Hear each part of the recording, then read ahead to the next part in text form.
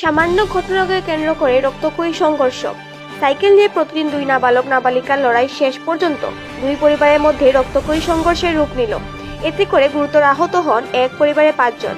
ঘটনা সোমবার পানিসাগর মহকুমার পশ্চিম পদ্মবীর এলাকায়। বর্তমানে উত্তর জেলা হাসপাতালে তাদের চিকিৎসা চলছে। কি হয়েছে দাদা ঘটনাটা?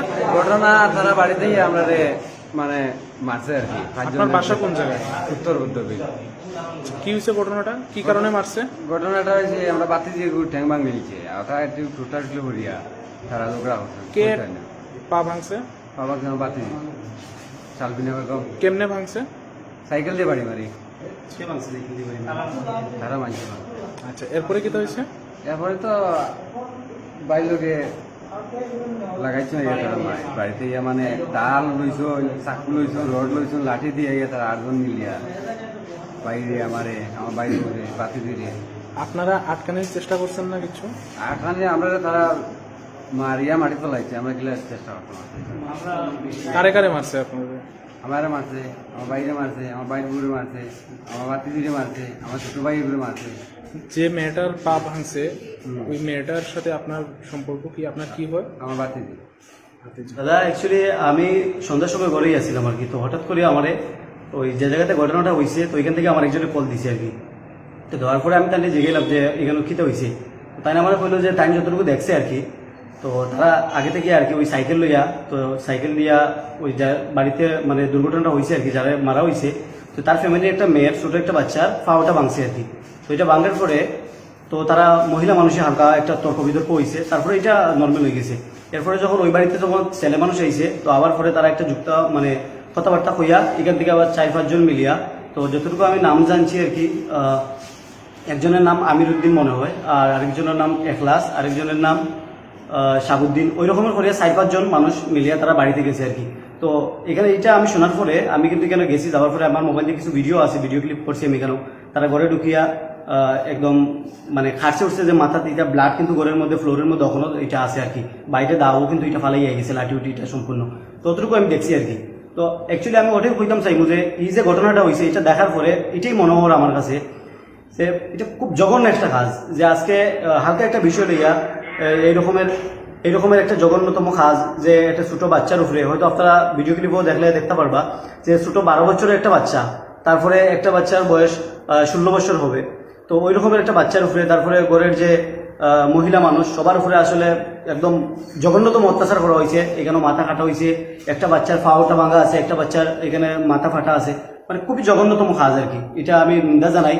তো আমি এটাই চাইবো প্রশাসনের কাছে এটি রিকোয়েস্ট করবো, যদিও প্রশাসন এখানে উপস্থিত আসিলা, একজনে অলরেডি অ্যারেস্ট করাও হয়েছে, আর আমরা তরফ থেকে খুবই তাড়াতাড়ি এখান থেকে তারা ইয়ে থেকে মানে গিয়া কমপ্লেনটাও করা হইব খুবই তাড়াতাড়ি।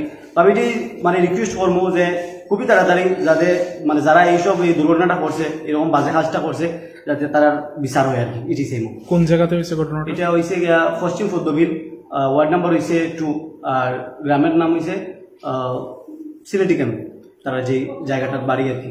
কার বাড়িতে হয়েছে?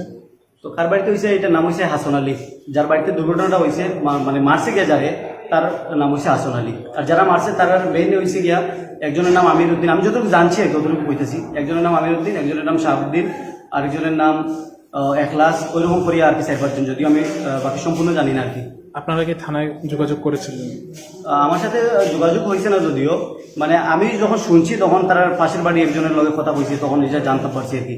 আর বাকিটা যখন আমি হসপিটাল যখন আইছি, আমরা উফতাখালী যখন হাসপাতালে নিয়ে মানে তারা সবরে যখন আওয়া হয়েছে, তখন এখানে যাওয়ার পরে আমার কথাবার্তা হয়েছে, বা তারা গ্রামের মানুষও কইছে যে এটা খুবই জঘন্যতম একটা কাজ, যে তারা বাড়িতে গিয়ে এরকম এই ছোট বাচ্চার উপরে কিংবা এই মহিলার উপরে যে এই অত্যাচারটা করা হয়েছে, এটা খুবই জঘন্যতম। এটা আসলে আমরা আশা করি না যে ওইরকম কাজ যে মানে ওয়াটা আসলে উচিত না। থানা থেকে আপনারা এই ব্যাপারে জানিয়েছেন? হ্যাঁ হ্যাঁ, অবশ্যই জানানো হয়েছে। থানা থেকে কি ওনারা এসেছেন? হ্যাঁ হ্যাঁ, এসেছিল। তারা কি আশ্বাস দিয়েছে আপনাদের?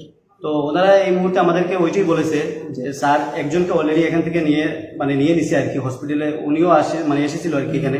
তো এখান থেকে ওনাকে নিয়ে যাওয়া হয়েছে। আর বাকি আমাদের সাথে স্যার ওনাদের বাড়িতে গিয়েছিল, যাওয়ার পর ওনাদের ঘরটার ওই ফ্লোরের মধ্যে ব্লাড সবকিছু আসলে স্যার সম্পূর্ণ দেখছেন।